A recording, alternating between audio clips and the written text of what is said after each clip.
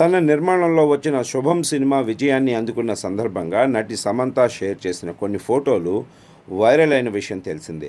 వాటిలో దర్శకుడు రాజ్ నిడుమూరితో కలిసి దిగిన పిక్ నెట్టింట తెగ షేర్ అయింది. దీంతో వీరిద్దరిపై రూమర్స్ మరోసారి జోరందుకున్నాయి. వీరిద్దరూ కలిసి భవిష్యత్తులో అడుగులు వేసేందుకు ప్లాన్ చేస్తున్నారంటూ కొన్ని ఆంగ్ల మీడియాల్లో కథనాలు కూడా వచ్చాయి. తాజాగా వీటిపై సమంత మేనేజర్ స్పందించారు. అవన్నీ రూమర్స్ మాత్రమేనని వాటిని ఖండించారు. ఇక మరోవైపు రాజ్ తన భార్యకు ఇప్పటికే విడాకులిచ్చినట్లు కూడా ఆంగ్ల మీడియా తన కథనాల్లో పేర్కొంది.